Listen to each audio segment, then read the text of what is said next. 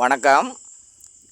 இப்போ நம்ம பார்க்க போகிறதுங்க, புதுசாக ஒரு மாட்டு பண்ணை ஆரம்பித்தா அதுக்கு என்னென்ன வழிமுறைகள் அப்படிங்கிறத தான் பார்க்க போகிறோங்க. நான் சொல்கிறதுங்க, அந்த சிறு மாட்டு பண்ணை ஆரம்பிக்கிறவங்க, ஒரு 5 மாட்டிலேருந்து 10 மாட்டுக்குள்ளே ஆரம்பிக்கிறவங்களுக்கு தான் இது பொருந்துங்க. பெரிய லெவலில் மாட்டு பண்ணை ஆரம்பிக்கிறவங்க அது வேறு முறைங்க. நம்ம ஒரு 5 மாட்டிலேருந்து ஒரு 10 மாட்டுக்குள்ளே மாட்டு பண்ணை ஆரம்பிக்கணும்னா அவங்களுக்கு தேவையான ஒரு சில வழிமுறைகள் அதைத்தான் பார்க்க போகிறோங்க. ஏன்னா புதுசாக மாட்டு பண்ணை ஆரம்பிக்கும்போது பல விஷயங்கள் பல பேர்த்துக்கு தெரியாதுங்க. அதனால் அவங்கெல்லாம் இந்த வழிமுறைகள் இருந்தால் செய்யலாம், இல்லைன்னா செய்யாமல் இருப்பது சிறந்ததுங்க. என்னென்ன வழிமுறைகள் அப்படி நமக்கு தேவை அப்படிங்கிறத பார்ப்போங்க. முதல் வழிமுறை என்னன்னு பார்த்திங்கன்னா, நம்மளோட உடல் உழைப்பு மெயினாக இந்த மாட்டு பண்ணைக்கு கொடுக்கணுங்க. உடல் உழைப்பு கொடுக்காம நம்ம மேலோட்டமாக இந்த மாட்டு பண்ணையை பார்த்துக்கலாம் அப்படின்னு நினச்சா கண்டிப்பாக முடியாதுங்க. உடல் உழைப்பு ரொம்ப முக்கியங்க. ஆள் போட்டு செஞ்சுக்கலாம், நம்ம எதுக்கு போய் பார்த்துக்கிட்டு அப்படின்னு நினச்சாலும் அது சரி இருக்காது அப்படின்னு தான் சொல்லுவாங்க. ஆட்கள் ஒரு நேரம் வராமல் போயிட்டால் அந்த வேலையை நம்ம தான் செய்யணுங்க. அதனால் மெயினாக உடல் உழைப்பு தேவைங்க. உடல் உழைப்பு கொடுக்காம மாட்டு பண்ணை ஆரம்பித்தா அவ்வளோ சிறப்பு இல்லைங்க. அடுத்து நமக்கு என்ன தேவை அப்படின்னு பார்த்திங்கன்னா, கொஞ்ச நாச்சும் காடு தோட்டம் இருக்கணுங்க. காடு தோட்டம் இல்லாமல் மாட்டு பண்ணை ஆரம்பித்தா அவ்வளவு சிறப்பாக இருக்காதுங்க. ஏன்னா எல்லாமே வாங்கி போட்டு வெளியில் வாங்கி வைக்க புல் வாங்கி போட்டு நம்ம பண்ணை பார்க்கலாம் அப்படிங்கிறது பெரிய லெவலில் சாதிக்க முடியாது அப்படிங்கிறதாங்க. சொந்தமாக அல்லது ஏதோ ஒரு வகையில் நமக்கு கொஞ்ச நாச்சும் காடுகரை வேணுங்க. குறைந்தபட்சம் ஒரு 2 ஏக்கர்லேருந்து 3 ஏக்கர்னாச்சும் இருக்கணுங்க. அப்போ தான் அந்த மாட்டு பண்ணையில் நமக்கேற்ற ஒரு வருமானத்தை எடுக்க முடியுங்க. அதுக்கடுத்து பார்த்திங்கன்னா, தண்ணி வசதி கொஞ்சம் நல்லா இருக்கணுங்க. மாடுகன்றுக்கு தண்ணி தேவைங்க. அது காலையிலையும் சாயந்தரம் தண்ணி விட்டாகணும். அது இல்லாமல் நம்ம நாற்று அல்லது பச்சை தீவனம் போட்டு வச்சுருப்போம், அதுக்கு தண்ணி பாயணும். மாட்டு பண்ணை வச்சுருந்தா தண்ணி வசதி ரொம்ப முக்கியங்க. ஏன்னா கொஞ்ச நாச்சும் மாடுகளுக்கு பச்சை தீனி கொடுத்தா தான் பால் உண்டனா எடுக்க முடியுங்க. நம்ம எல்லாமே வரத்தீனியாக போட்டு கொடுத்துடலாம் அப்படின்னு நினச்சா அவ்வளவு சாதிக்க முடியாதுங்க. அதனால் தண்ணி வசதி கண்டிப்பாக மாட்டு பண்ணை வைக்கிறவங்களுக்கு தேவைங்க. அடுத்து என்ன தேவை அப்படின்னு பார்த்திங்கன்னா, மெயினாக ஒரு சிறு மாட்டு பண்ணை வச்சா ஒரு 5 மாட்டிலேருந்து 10 மாடு வரைக்கும் வச்சா தான் நல்லா இருக்குங்க. குறைந்தபட்சம் ஒரு 5 மாடாவது இருந்தால் தான் அதிலிருந்து ஒரு வருமானத்தை எடுக்க முடியுங்க. அப்படி குறைவாக மாடு வச்சுருக்கவங்க அதை ஒரு இணைப்பு தொழிலாக தான் பண்ண முடியுமே ஒழிஞ்சு முதன்மை தொழிலாக அதை செய்ய முடியாதுங்க. உதாரணத்துக்கு எப்படி சொல்லலான்னா, காடுகரை தோட்டம் வச்சுருக்கவங்க விவசாயம் செய்வாங்க. அவங்களுக்கு 1, 2, 3, 4 அப்படின்னா அவங்க அதை பார்த்துர்லாங்க. இல்லை வீட்டில் 2 பேர் இருக்காங்கன்னா ஒரு ஆள் இந்த வேலையை செய்யலாங்க, இன்னொரு ஆள் வேலைக்கு போகிற அமைப்பில் இருந்தால் அந்த மாதிரி செய்யலாங்க. ஒரு குடும்பம் இதுலேயே நம்ம பொழப்ப ஓட்டணும் அப்படின்னு நினச்சா 5 உருப்படிக்கு மேலே போனால் தான் சரியாக இருக்குங்க. அடுத்து என்ன அப்படின்னு பார்த்திங்கன்னா, மாடு கன்று கட்டுறதுக்குங்க ஒரு முறையான ஒரு செட்டு, குறைந்தபட்சம் ஒரு 5 மாடு கட்டுறதுக்காக ஒரு செட்டு அமைப்பு மெயினாக இருக்கணுங்க. மாட்டு கொட்டகை அது இருந்தால் தான் நல்லா இருக்குங்க. ஏன்னா எல்லா நேரத்துலேயும் நம்ம வெளியிலேயே கட்ட முடியாதுங்க, வெயிலில் கட்ட முடியாது. மாட்டு கொட்டை மெயினாக வேணுங்க. மாடுக வெயிலில் இருந்தாலும் பால் குறைஞ்சி போயிருங்க. அதனால் மாட்டுக்கொட்டை ரொம்ப முக்கியமாக தேவைங்க. மாட்டுக்கொட்டை இருந்தால் தான் நல்லா இருக்குங்க. இப்போ உதாரணத்துக்கு எப்படி சொல்லலாம்னா, மழை காலம்லாம் வந்துச்சுன்னா தொடர்ந்து மழை பேஞ்சிக்கிட்டே இருக்குங்க. அந்த மாட்டை நம்ம வெளியிலேயே கட்டி வச்சுருந்தோம்னா மாட்டுக்கு ஆரோக்கிய குறைபாடு வந்துருங்க. காய்ச்சல் அல்லது வேறு ஏதோ ஒரு தொந்தரவுகள் வர்றதுக்கு வாய்ப்பு இருக்குது. கன்றுக்குட்டியே இருக்கும், அதுகளை நம்ம வெளியில் கட்டி வைக்க முடியாதுங்க. அதனால் ஒரு மாட்டு பண்ணை ஆரம்பிக்கிறோம்னா கண்டிப்பாக ஒரு மாட்டு செட்டு நமக்கு தேவைங்க. குறைந்தபட்சம் ஒரு 5 மாடு கட்டுற அளவுனாச்சும் நம்ம செட்டு போட்டு வச்சுக்கணுங்க. இதுவும் ஒரு அடிப்படை தேவைங்க. அடுத்து என்ன தேவை அப்படின்னு பார்த்திங்கன்னா, குறைந்தபட்சம் ஒரு 5 மாட்டு தொட்டியாவது வேணுங்க. தண்ணி குடிக்கிறதுக்கு மாட்டு தொட்டி மெயினாக தேவைப்படுங்க. 1 2 இருந்தால் எல்லாத்தையும் மாற்றி மாற்றி அதிலே விட முடியாதுங்க. குறைந்தபட்சம் ஒரு 5 தொட்டியாவது நமக்கு மாடு தண்ணி குடிக்கிற தொட்டி தேவைப்படுங்க. அது மெயினாக வேணும். இப்போ மெயினாக கறக்கிற மாடுகளை முன்னே விட்டுட்டு அப்புறம் கறக்காத மாடுகளை பின்னாடி விட்டு தண்ணிக்கு விட்டுக்கலாம். அதனால் மெயினாக ஒரு 5 தொட்டியாவது நம்ம மாட்டு தொட்டி வச்சுக்கணுங்க. இதுவும் நமக்கு ஒரு முதன்மையான ஒரு விஷயங்க. அதுக்கடுத்து என்ன தேவை அப்படின்னு பார்த்திங்கன்னா, நம்ம மாட்டு பண்ணை ஆரம்பிக்காததுக்கு முன்னாடியேங்க பச்சை தீனி ஒரு குழிக்காடு அல்லது 1 ஏக்கர்னாச்சும் போட்டு வச்சுக்கணுங்க. பச்சை தீனி இருந்தால் தான் நம்ம பால் எடுக்க முடியுங்க. அதனால் மெயினாக பச்சை தீனி போட்டு வச்சுக்கணுங்க. அது முறையாக நடவு நட்டு கண்டினியூவாக நம்ம அறுக்கிற மாதிரி ஏதோ ஒரு நாற்று வெள்ளைச்சோளம் அடை நாற்று போட்டு வச்சு அதை கண்டினியூவாக போட்டு அறுத்து போடலாங்க. அல்லது கோஎஃப்எஸ் போட்டு வைங்க, நல்லா இருக்கும். அது இந்த மருந்து கடையிலெல்லாம் போய் கேட்டிங்கன்னா கோஎஃப்எஸ் அப்படின்னு ஒரு விதை வச்சுருப்பாங்க. அதை நடுங்க. ஏன்னா அது உடல் ஆரோக்கியத்துக்கு ரொம்ப நல்லா இருக்குங்க. பாலும் ஓரளவுக்கு அந்த கோஎஃப்எஸ் கொடுக்குங்க. இல்லையா சூப்பர் நேப்பியர் நடவு முடிஞ்சால் அதுவும் போட்டு வைங்க. அது கொடுக்கலாம். 2ம் கலந்து கொடுக்கலாங்க. இது பச்சை தீனி மெயினாக நமக்கு தேவைங்க. அதுக்கடுத்து பார்த்திங்கன்னா என்ன தேவைன்னா, நம்ம முன்கூட்டியே மாட்டு பண்ணை ஆரம்பிக்காததுக்கு முன்கூட்டியே முடிஞ்சால் வரத்தீனி நடவு நட்டு அதை போர் போட்டு வச்சுக்கோங்க. அப்படி முடியாதவங்க வைக்கப்புல்லாவது வாங்கி வைங்க, நல்லாயிருக்கும். ஏன் அப்படின்னு கேட்டிங்கன்னா, வெறும் பச்சையாக போட்டு கொடுத்தாலும் நல்லா இருக்காதுங்க. வரத்தீனி மாடுகளுக்கு கலந்து கொடுக்கணும். அதனால் மெயினாக ஒரு போர் அமைப்பு நமக்கு தேவைங்க. வரத்தீனி மெயினாக இருந்துக்கிட்டே இருக்கணுங்க. அந்த வரத்தீனி இல்லாமல் இருக்கக்கூடாது. நாற்று இல்லைனாலும் வைக்கப்புல்லாவது வாங்கி ஸ்டாக்கு நம்ம குறைந்தபட்சம் எவ்வளோ தேவையோ மாட்டுக்கு தேவையான அளவு ஒரு 10 நாளைக்குனாச்சும் நான் அந்த ஸ்டாக் இருக்கணுங்க. அதுக்கு முன்னாடியே அதை வாங்கி வச்சிடணுங்க. தேவைன்னா வாங்கிக்கலாம் அப்படின்லாம் நினைக்கக்கூடாதுங்க. பச்சை இருந்தாலும் வரத்தீனியை ஸ்டாக்கு நம்ம வச்சுக்கிட்டே இருக்கணுங்க. அது ரொம்ப நல்லதுங்க. இது அவசர காலங்களில் உதவியாக இருக்குங்க. மாடுகளுக்கு காய்ச்சல் அல்லது ஏதோ ஒரு விஷயங்கள் நடக்கும்போது ஒவ்வொன்றும் பச்சை தீனி திங்காதுங்க, வரத்தீனி தான் திங்கும். அதனால் வரத்தீனியை நம்ம முன்கூட்டியே அதை ரெடி பண்ணி வச்சுக்கிறது ரொம்ப நல்லதுங்க. அப்புறம் பார்த்திங்கன்னா, ஒரு டிராக்டரை நம்ம பழக்கம் பண்ணி வச்சுக்கிறது ரொம்ப சிறந்ததுங்க. ஏன்னா 5 மாட்டுக்கு மேலே மாடு கன்று வச்சுருக்கவங்களுக்கு ஏதோ ஒரு நேரத்தில் காய்ச்சல் வரலாம். ஊசி போடணும், மாட்டுக்கு செனை ஊசி போடணும். அதனால் ஏதோ ஒரு பிரச்சனை வர்றதுக்கு வாய்ப்புகள் இருக்குங்க. அதனால் ஒரு நல்ல ஒரு டிராக்டரை நம்ம தெரிஞ்சு வச்சுக்கணும், பழகி வச்சுக்கணுங்க. எமர்ஜென்சியாக ஒரு நைட் நேரத்தில் ஏதோ ஒன்று ஆயிடுச்சுன்னா திடீர்னு அவரை கூப்பிடணும். ஒரு சில பேர் வரமாட்டாங்க. அதனால் ஒரு டிராக்டரை நல்ல முறையில் அணுகி வச்சுக்கிறது ரொம்ப நல்லதுங்க. ஏன்னா நைட் நேரத்தில் கூப்பிட்டாலும் வர்ற மாதிரி வச்சுக்கணுங்க அந்த டிராக்டரை.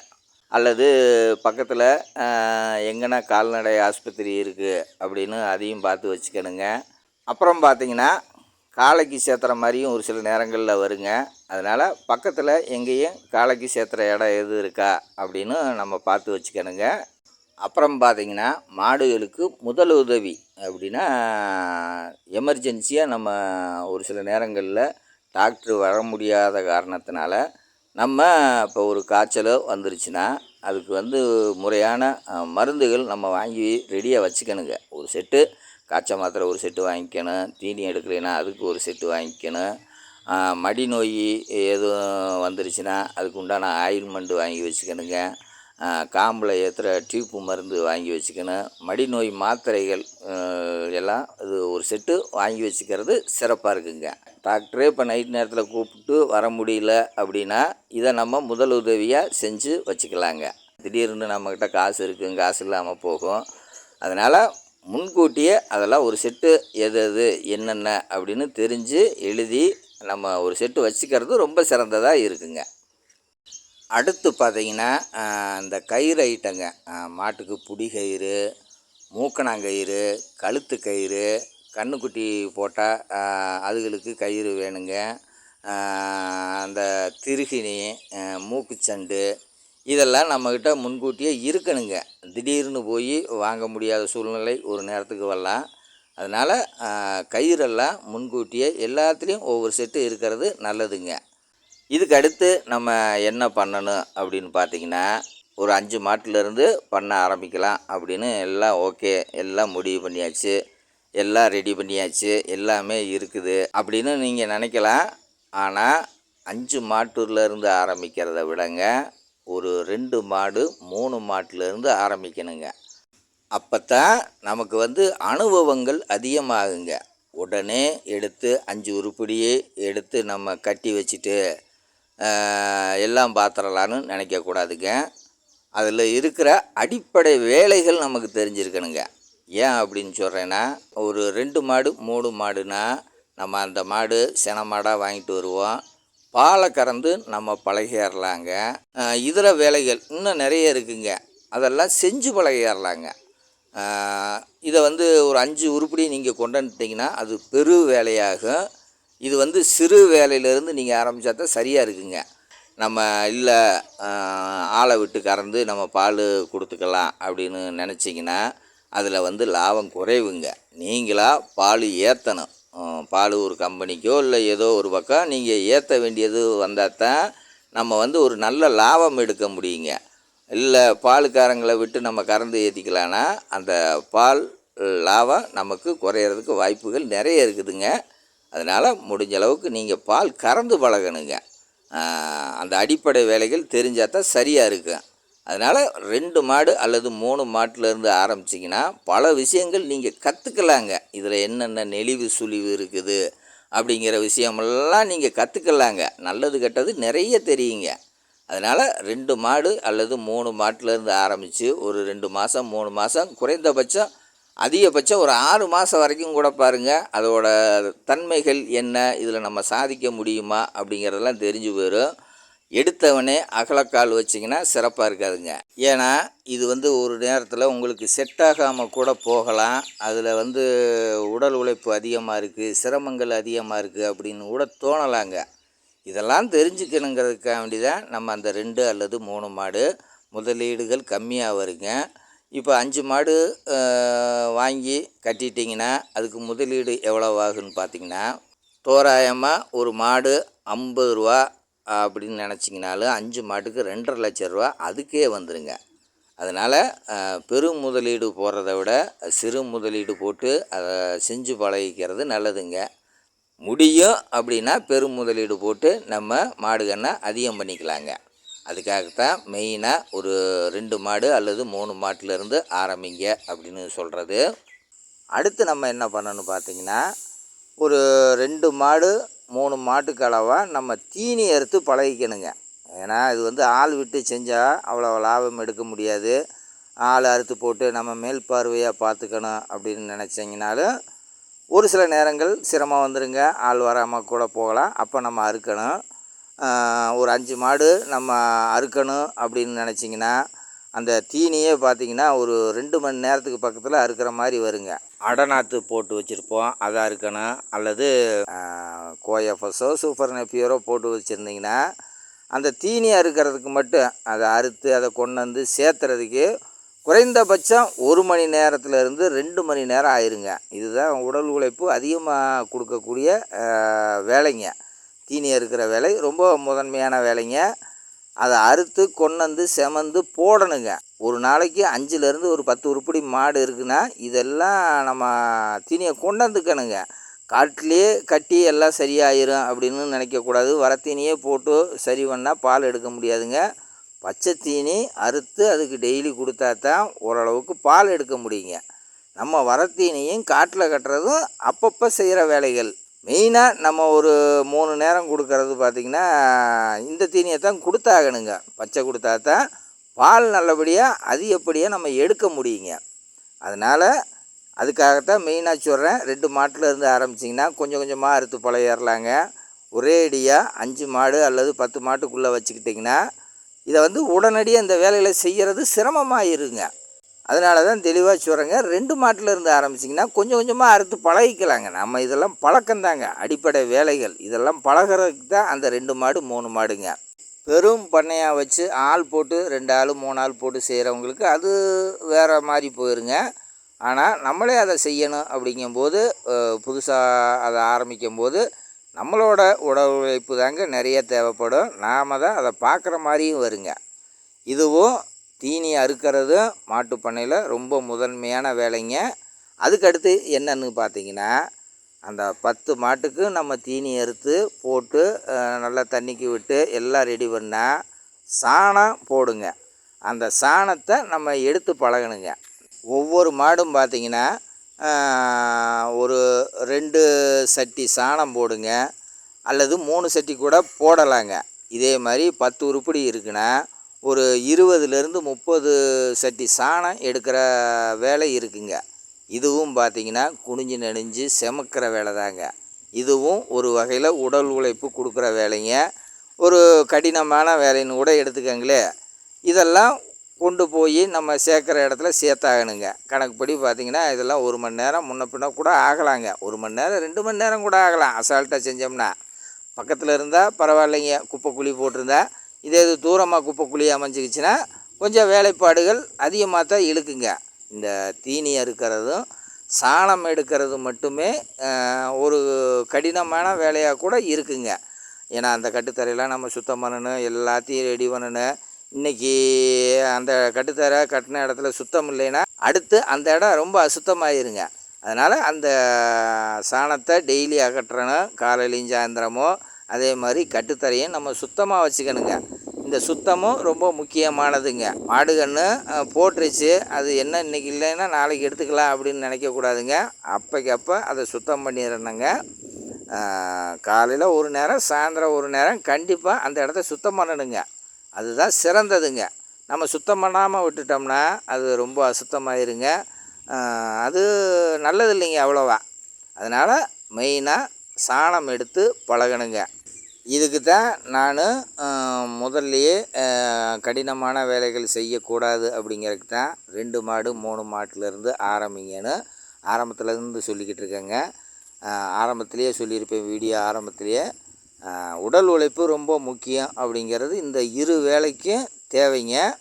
அதுக்கடுத்து என்ன அப்படின்னு பார்த்திங்கன்னா, அந்த நாற்றோ அல்லது பச்சை தீனியோ நம்ம நடவு செஞ்சு வச்சுருப்போம்.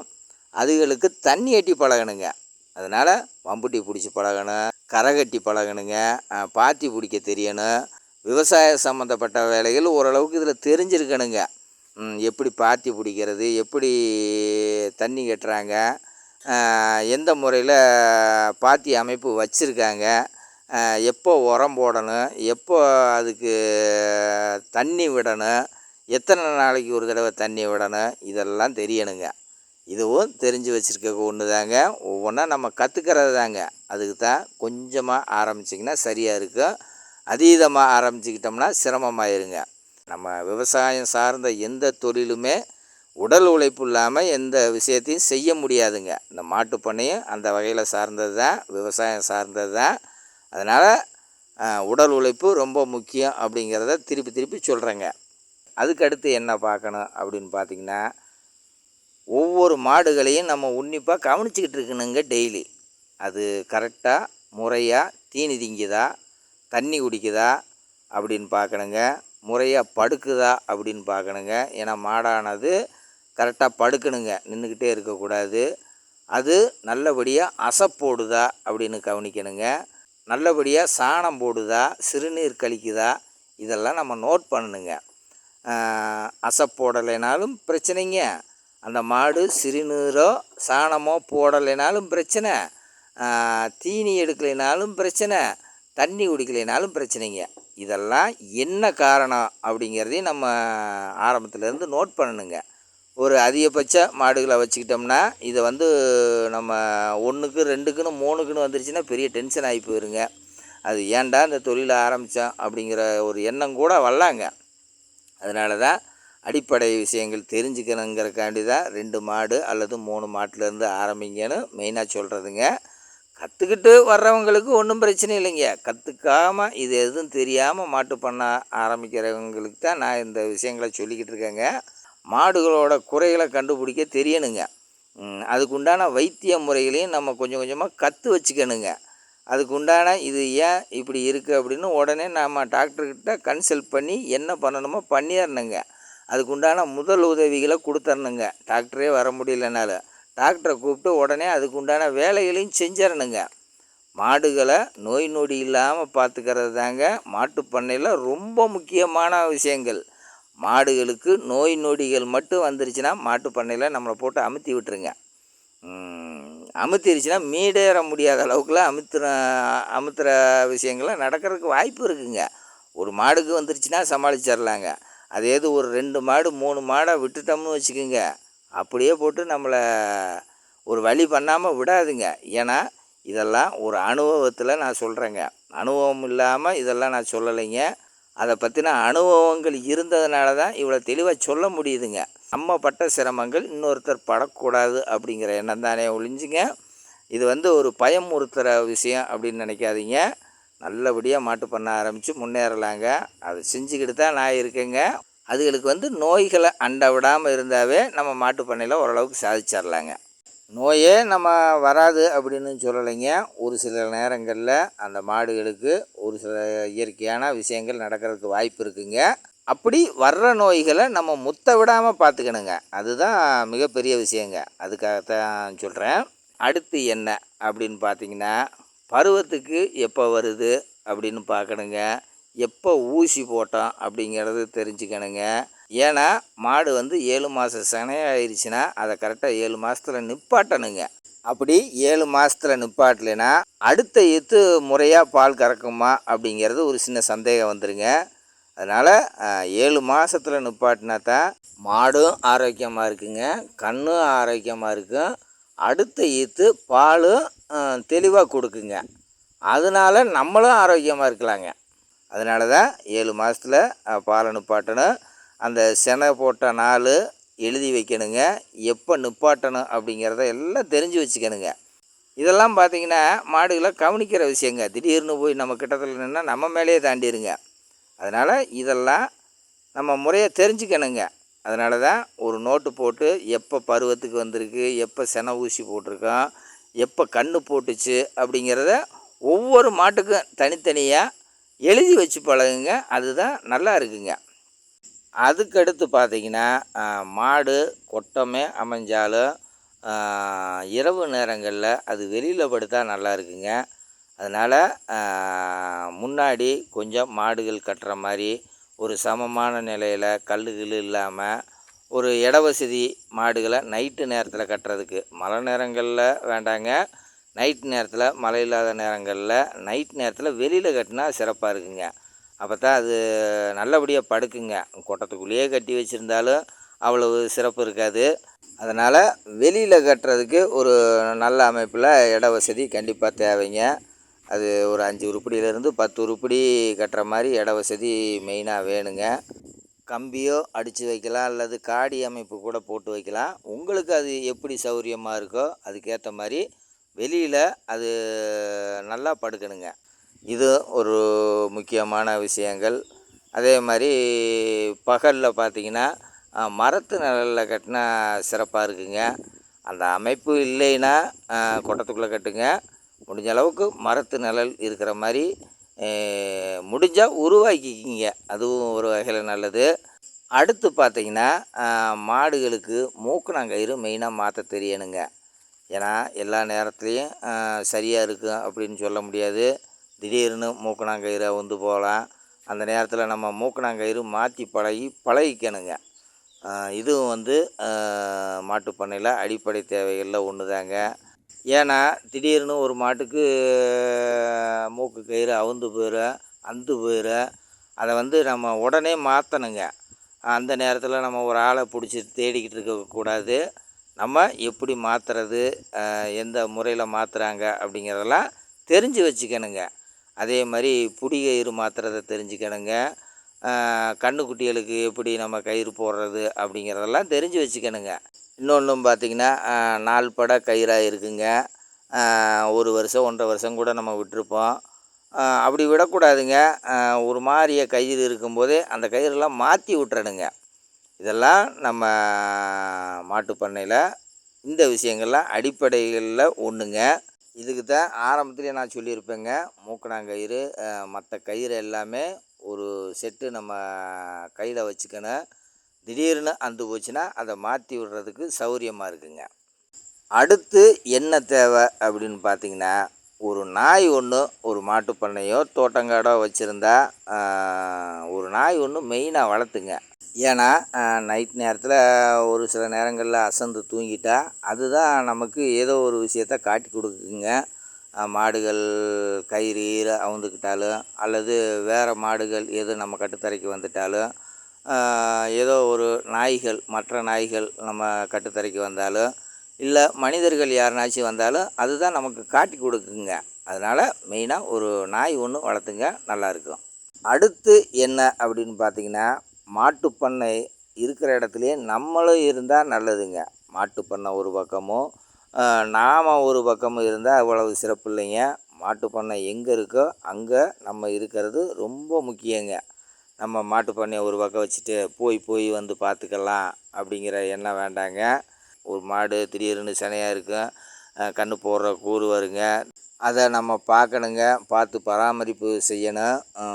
பல விஷயங்களுக்காக நம்ம மாட்டுப் பண்ணையிலேயே குடியிருக்கிறது தான் நல்லதுங்க. அல்லது குடியிருக்க பக்கம் மாட்டுப் பண்ணை வச்சுக்கோங்க, அதுதான் சிறப்பாக இருக்குங்க.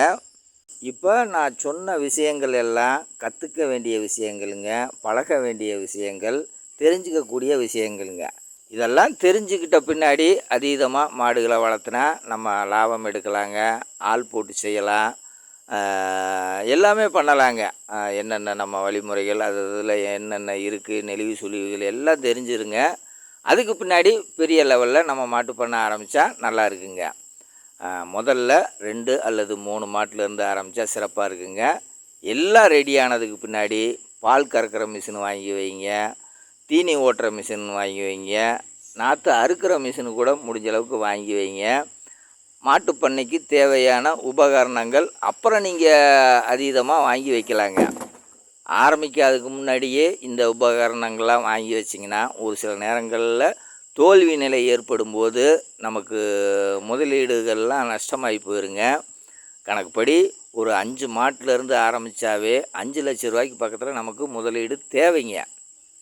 அது இல்லாமல் காடு கரை நமக்கு மெயினாக இருக்கணுங்க. இதெல்லாம் ஒரு 5 மாட்டுக்கு நான் சொல்கிறதாங்க அந்த 5 லட்ச ரூபா குறைந்தபட்சமாக சொல்கிறேன். அதனால் முறையாக பழகிக்கிட்டு மாட்டு பண்ண ஆரம்பிங்க. சிறிய லெவலில் பண்ண ஆரம்பித்து அப்புறம் பெரிய லெவலுக்கு வாங்க. கம்பெனி தீவனம் எது கொடுத்தா சிறந்ததாக இருக்கும் அப்படின்னு தெரிஞ்சு வச்சுக்கோங்க. அது இல்லாமல் பாலோட விலையை என்னன்னு தெரிஞ்சுக்கங்க. ஏன்னா பாலோட விலைகள்லாம் ஒரு நிர்ணய விலை இல்லை, ஒரு சில நேரங்களில் அதில் தொய்வு நிலைகள் கூட வருதுங்க.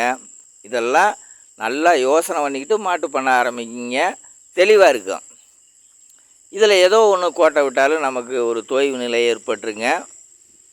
ஓரளவுக்கு இந்த மாட்டு பண்ண ஆரம்பிக்கிறத பற்றி தெளிவாக சொல்லியிருக்கேன்னு நினைக்கிறேங்க. பாருங்கள், முடிஞ்சால் செய்யுங்க, முடியலைன்னா சிறப்பாக ஒரு வேலைக்கு போகிறது சிறந்ததுன்னு நான் சொல்லுவேங்க. ஏன்னா இதில் உடல் உழைப்பு அதிகங்க. நம்மக்கிட்ட பணம் இருக்குது, எல்லாம் இருக்குது, ஆள் போட்டு செஞ்சுக்கலான்னா ஒன்றும் பிரச்சனை இல்லைங்க. ஆனால் சிறு முதலீடு போட்டு செய்யும்போது தொய்வு நிலைகள் வந்தால் இதெல்லாம் மாறி போயிருங்க. நேரங்காலம் சரியில்லைனாலும் மாறி போயிருங்க, நமக்கு எதுவுமே அமையாமல் போயிருங்க. அதெல்லாம் கருத்தில் எடுத்துக்கிட்டு தாங்க இவ்வளோ தெளிவாக சொல்லியிருக்கேன். பார்த்து பண்ணுங்க. நல்லபடியாக நீங்கள் உடல் உழைப்பு கொடுத்தீங்கன்னா இந்த மாட்டுப் பண்ணையில் முன்னேறலாம். மீண்டும் ஒரு பதிவில் சந்திப்போம். நன்றி, வணக்கம்.